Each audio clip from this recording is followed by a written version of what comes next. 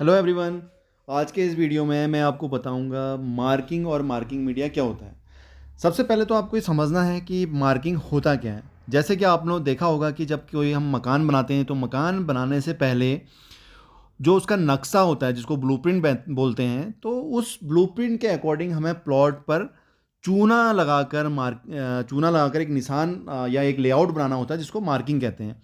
उसी प्रकार से किसी जॉब पर कोई भी मेटल का या किसी प्रकार का कोई जॉब है, उसको शुद्ध रूप में बनाने के लिए एक ब्लूप्रिंट होता है, जैसे कि जिसको हम ड्राइंग बोलते हैं। तो उस ब्लूप्रिंट के अकॉर्डिंग उस जॉब पर लेआउट बनाने की क्रिया को मार्किंग कहते हैं। अब मार्किंग के जो उद्देश्य होते हैं वो उद्देश्य क्या क्या होते हैं, मार्किंग क्यों की जाती है। मार्किंग करने से सबसे बड़ा बेनिफिट ये होता है कि जो जॉब है, जॉब को बार बार हमें मेजरमेंट करने की आवश्यकता नहीं होती, स्केल के द्वारा बार बार उसको मेजरमेंट करने की आवश्यकता नहीं होती है। या मार्किंग करने से जो भी ऑपरेटर है, जो भी उस जॉब को बना रहा है, तो उसको कौन कौन सी क्रियाएं करनी होती है वो बार बार ब्लूप्रिंट में देखना नहीं होता है, क्योंकि उसको वहाँ पर जो हम मार्किंग मीडिया के द्वारा जो लेआउट हम जॉब पर बना लेते हैं, तो उसके अकॉर्डिंग ही वो समझ में आते रहता है कि नेक्स्ट स्टेप हमें कौन सा करना है। उसके बाद अगर हम इसका थर्ड पॉइंट देखें, जो उसका उद्देश्य या पर्पज़ होता है, वो होता है मार्किंग करने से समय की बचत होती है। अगर हम किसी जॉब पर मार्किंग कर लेते हैं तो मार्किंग करने से क्या होता है, समय की बचत होती है। उसके बाद मार्किंग द्वारा बनाई गई रेखाएं जो ऑपरेटर होता है, टेक्नीशियन होता है, उसका पथ प्रदर्शन करती हैं, मतलब उसका मार्गदर्शन करती हैं, और कौन सी लाइन पर क्या ऑपरेशन होना है उसकी जानकारी मिल जाती है। तो अब सबसे पहले मैं आपको कुछ एग्जाम्पल के द्वारा समझाता हूँ।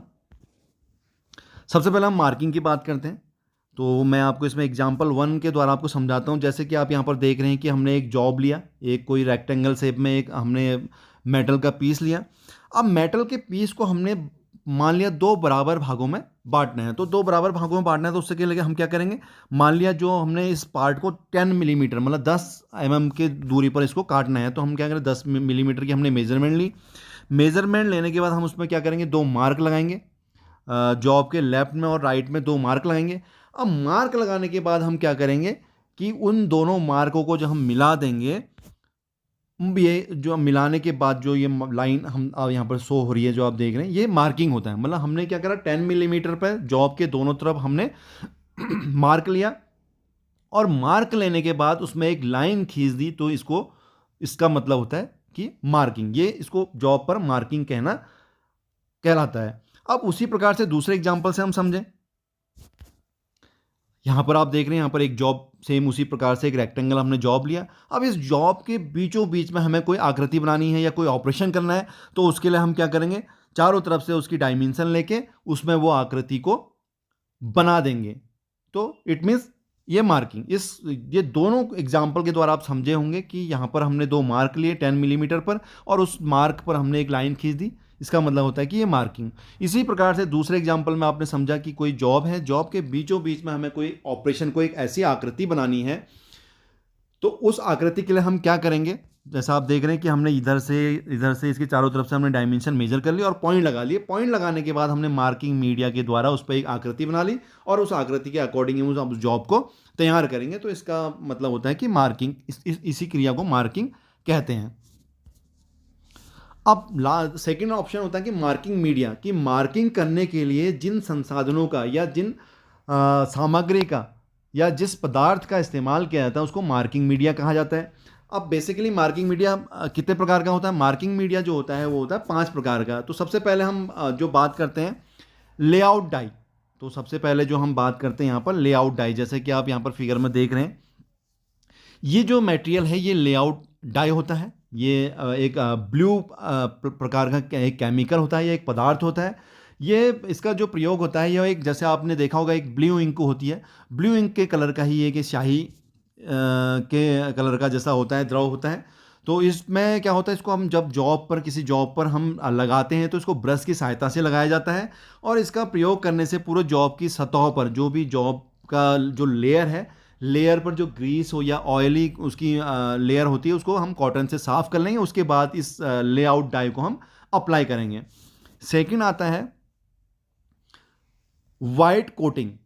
वाइट कोटिंग, जैसे कि इसका एक एग्जांपल आपने देखा होगा, जब सड़कों पर मार्किंग की जाती है तो मार्किंग करने के लिए क्या होता है, एक वाइट प्रकार का क्या पदार्थ लगाया जाता है। तो उसी प्रकार से अगर जॉब पर भी हमें कोई मार्किंग करनी होती है तो उसके लिए मार्किंग मीडिया जो होती है वाइट कोटिंग का इस्तेमाल किया जाता है।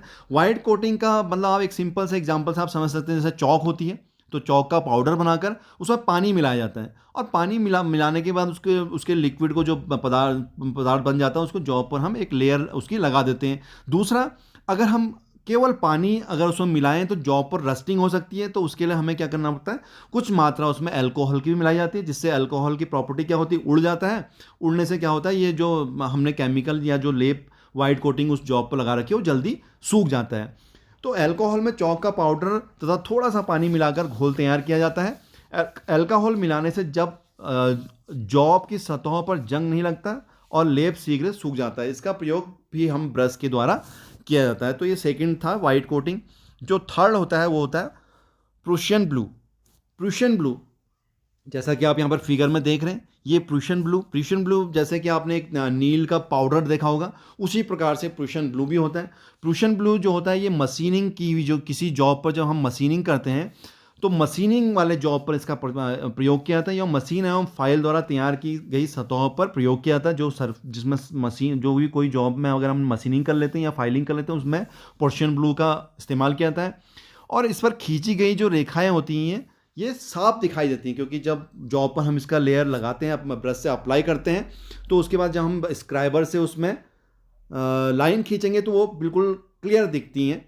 उसके बाद जो नेक्स्ट आता है वो आता है ब्लैक बोर्ड की जो चौक होती है, जैसा कि अभी हमने पहले जिक्र किया था, उसी प्रकार से चौक, इसका प्रयोग भी जैसा आपने देखा होगा जनरली अगर हम किसी मशीन के द्वारा या किसी वर्कशॉप में कोई जॉब बनाते हैं तो जनरली हम क्या करते हैं, चौक से उसमें मार्किंग कर लेते हैं, जॉब के ऊपर एक लेआउट बना लेते हैं, जिसके लिए हम चौक का इस्तेमाल करते हैं।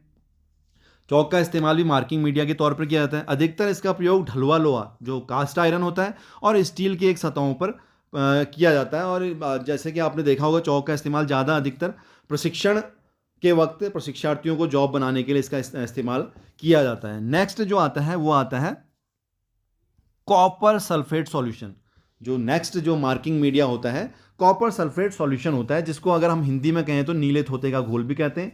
ये भी प्रूशियन ब्लू या फिर लेआउट डाई जैसा ही होता है। इसको बनाने के लिए कॉपर सल्फेट के पाउडर को पानी में घोलकर कुछ बूंदें नाइट्रिक अम्ल की डाली जाती हैं, मिलाई जाती हैं, जिसको हम सोरे का तेजाब भी इसको बोल सकते हैं। ये थोड़ा सा क्या होता है, इसमें पॉइजन होता है, तो इसका जो प्रयोग होता है सावधानी से किया जाता है। और घोल का कुछ अंश मार्किंग टूल पर लगने की संभावना रहती है, इसको नुकसान पहुंचने की संभावना रहती है, तो इसको भी हम करने के बाद उसको क्लीन कर लें। और जब ये लेयर हम लगा देते हैं किसी जॉब पर, तो जॉब पर लगाने के बाद हम स्क्राइबर के द्वारा उसमें मार्किंग कर लेते हैं। तो ये आपने समझा होगा कि मार्किंग और मार्किंग मीडिया होता क्या है। तो ये मार्किंग मीडिया को कैसे अप्लाई किया जाता है, एक बार इसको हम समझते हैं।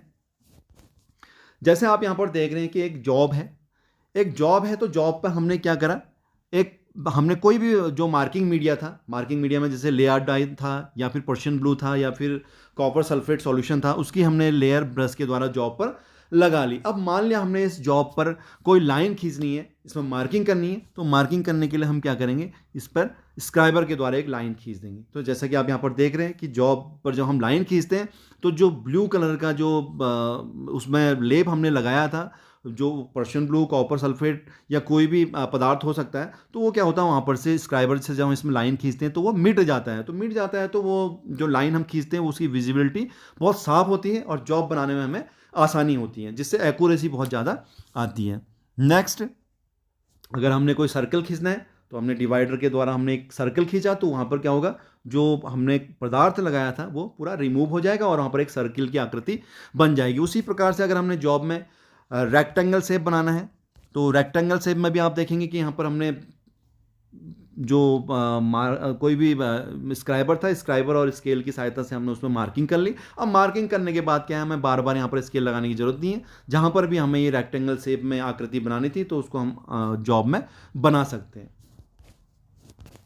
सेकंड में आप देख रहे होंगे एक दूसरा तरीका ये होता है कि जैसे आपने घरों पर देखा होगा कि हमें कहीं पर दीवार पर या कहीं पर मार्किंग करनी होती है तो हम क्या करते हैं, किसी धागे या किसी डोरी को हम क्या करते हैं, नील में डुबा लेते हैं। तो उसी प्रकार से जॉब पर भी अगर हमें कभी मार्किंग करनी होती तो पहला तरीका तो था कि हमने लेप लगाया और लेप पर स्क्राइबर के द्वारा हमने लाइन खींच ली। दूसरा तरीका क्या है, जैसे कि आप यहाँ पर देख रहे हैं एक जॉब है और जॉब पर हमें कोई मार्किंग करनी है, तो यहाँ पर हम क्या करेंगे कि जो एक धागा होता है, धागे को क्या होगा, हम पर्शियन ब्लू या फिर कोई भी मार्किंग मीडिया उसमें डिप कर लेंगे। डिप करने के बाद क्या होगा, हम 2 निशान लगा लेंगे और धागे से हम उसमें धागे को टाइट पकड़कर धागे को खींच कर छोड़ देंगे, तो वहाँ पर एक लाइन, ऐसे ब्लू कलर की लाइन बन जाती है। तो इसी प्रकार से ये मार्किंग मीडिया का इस्तेमाल जॉब बनाने पे किया जाता है, जिससे एक एक्यूरेसी के साथ हम किसी भी जॉब को परिशुद्धता के साथ बना सकते हैं।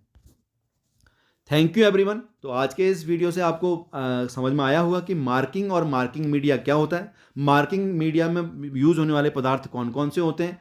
तो आज का ये वीडियो आपको पसंद आया तो प्लीज़ वीडियो को लाइक करें, शेयर करें और मेरे चैनल को सब्सक्राइब करना ना भूलें। साथ में बेल आइकन को जरूर प्रेस करें, जिससे आपको नए वीडियो की नोटिफिकेशन समय पर मिलते रहें।